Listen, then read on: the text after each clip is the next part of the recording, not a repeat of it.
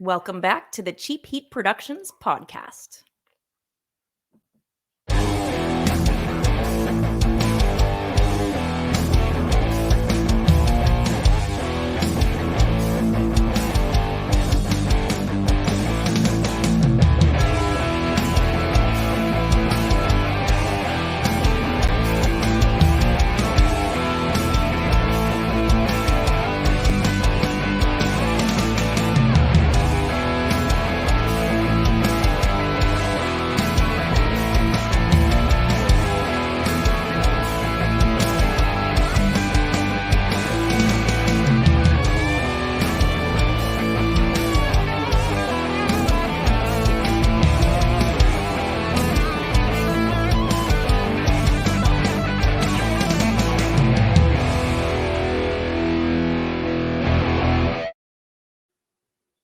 Hey, everybody.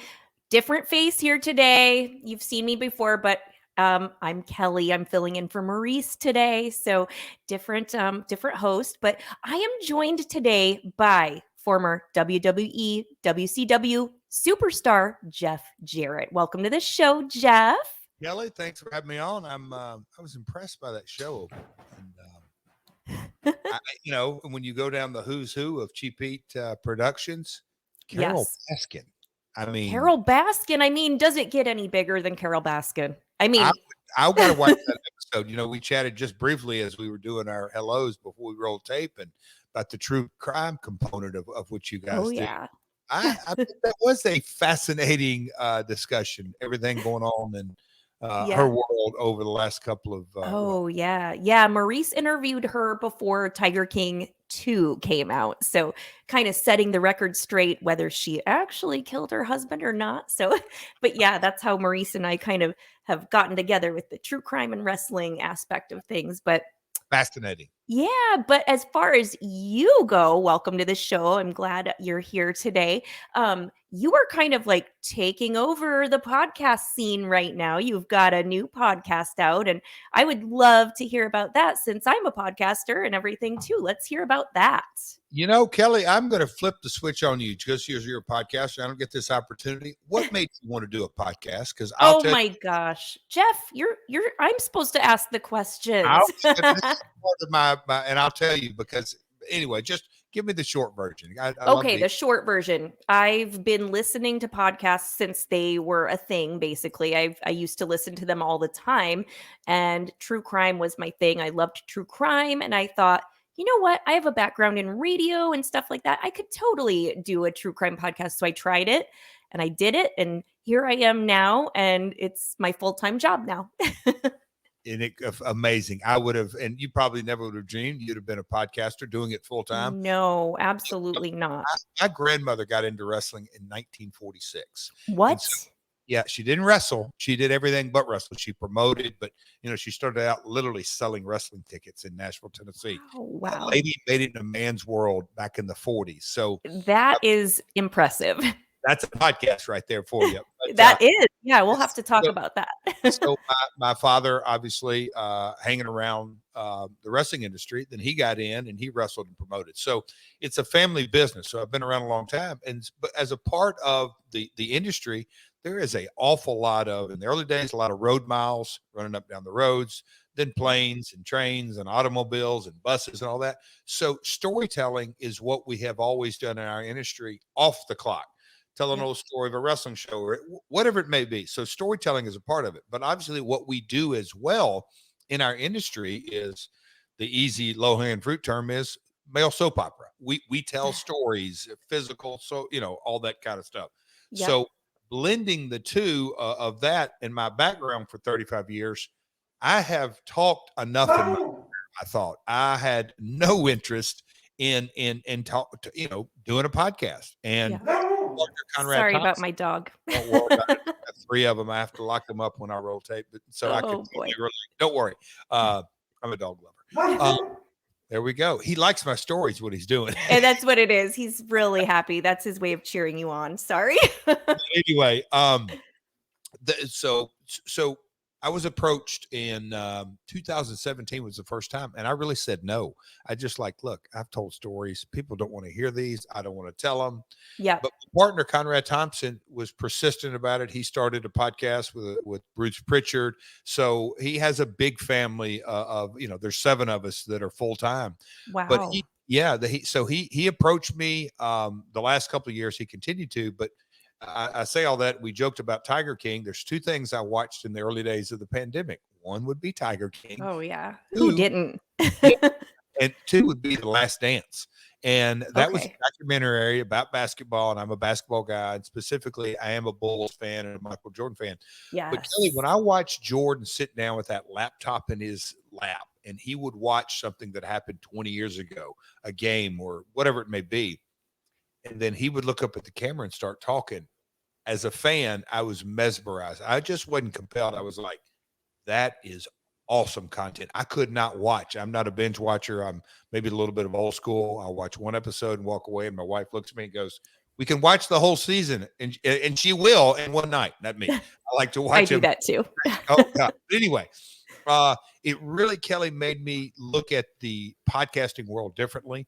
That okay, if there's wrestling fans out there, I've got 35 years of stories. Conrad stayed on to me. He showed me the business component of it, the ad Hmm. sale. It's a platform, the Yep. engagement with social media, everything that you already know that goes with podcasting.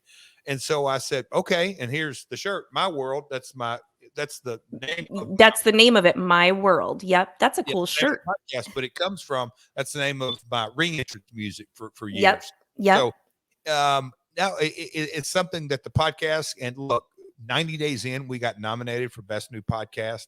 That Wow. Well, I you're didn't even doing a lot of things right then. Yes, but definitely. Conrad's doing a lot of things right. But I'm having a Yep. blast with it. Podcast is really taking off, and we're still early. We've done like 33 episodes, but it drops every Tuesday morning, Okay. 6 a.m. Eastern here in the States. Yep. So a lot of That's fun. great. I'll just say that. Yeah. Well, and speaking of stories to tell, one story that I think is going to be interesting that I wanted to ask you about.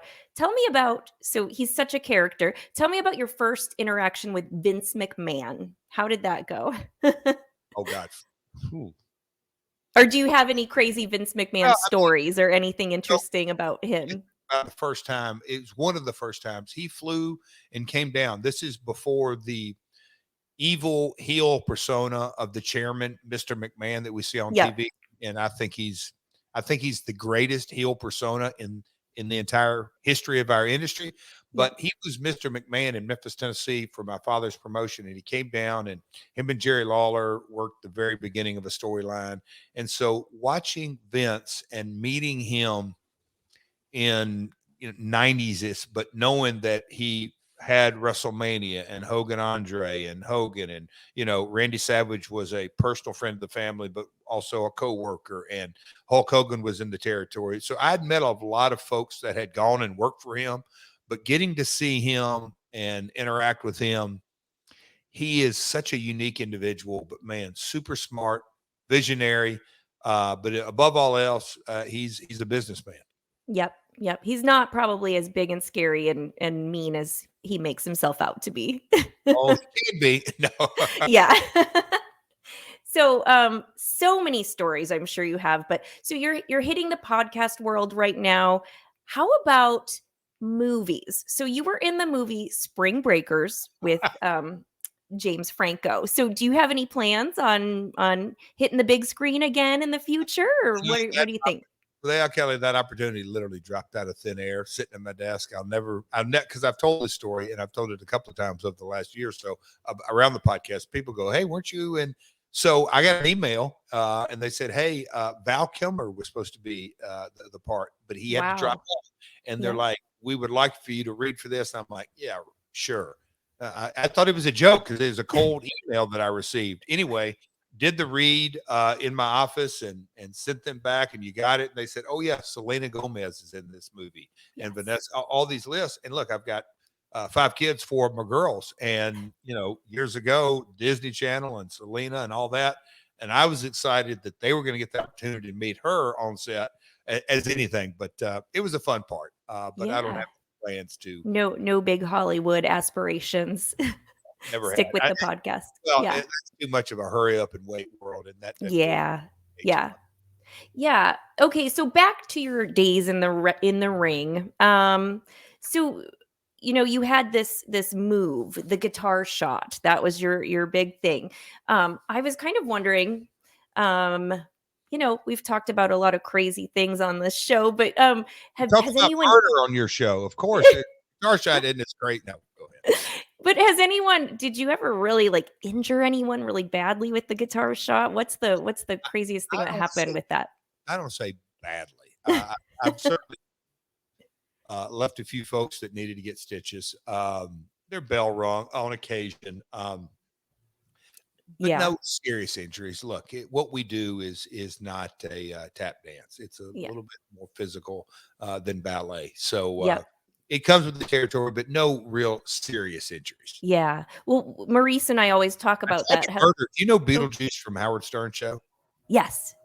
I tried to murder him one time. There's footage of that. Uh, I'm kidding. I'm I'll just have trying. to look that up. You can come on my true crime show. That's what I see. True crime episode as an No, attempt. yeah. I'm kidding. I'm kidding. No, but we talk a lot about on when Maurice and I get together, we talk a lot about how people sometimes think wrestling is, all staged and stuff, but it is very physical, can cause Yeah, injuries and head injury. A lot of people have had concussions and things like that. So that's one thing I focus on a lot about on my show, head injuries, mental health, stuff like yeah, that. So yeah. That's cool. yeah. Yeah, yeah. So one more question and then I'll open it up to you. But okay, CM Punk. Do Yep. you think that he waited too long to re-debut with his UFC attempt after his UFC attempts and everything? He lost 2 out of 2. What do you think about that whole thing? I don't think. I mean, look, that's playing armchair quarterback. He waited till he was ready and the opportunity. And I don't know all the details, but a rumor has it that he's being paid very, very, very, very well. And did I say he's getting paid very well? Because I heard Yes, very, very, very well. your business model. And look, he we all have the business model of working at least 10, 12 at times. I've done 25 days a month, but let's just say Yeah. 15 days of 15 shows a month. And Yep. now, they run 4 a month. On once a quarter, they run 5 a month. And, they don't wrestle every show because they have a enormous amount of talent. So I'd say he picked the right time to come back because he Yeah. got the right paycheck. But, Yep. from a crowd's perspective or a punk's perspective, that's on such a opinion based. Who knows? I think at the end of the day, only time will tell. Yeah. He's still very, very early Yep. in his Yep. return to wrestling. Yep. Yeah. So, okay, do you have anything you want to talk about? Anything else about the podcast or No, anything like that? look, when they set up the media days, and I've got a great team. Shout out Yeah. to Ish, my man. No, we get out, we talk about my world, and we appreciate it. Your audience, Yeah. obviously, not specifically just wrestling. Got a little Yep. true crime in there. Yeah. So, I love it. I appreciate you having me on, and go yeah. to jeffjarrett.com So, yep. Yep. or at Real Jeff Jarrett, Twitter, Instagram, and Facebook. Absolutely. So it's My World with Jeff Jarrett. It's available everywhere you get your podcasts. Everybody needs to give it a listen. If you like Maurice's show, you'll definitely like Jeff Jarrett's show. Jeff, I can't wait to listen to it too. So I'm super excited. And yeah, thank you so much for coming on. It was a pleasure having you. Thanks for having me on, and happy holidays. I hope all is going Yes. good, and To you happy New too and Year. your family. Yep. Yep. Thanks, All right. Kelly. Thank you so much, Jeff. Appreciate it. Thank you.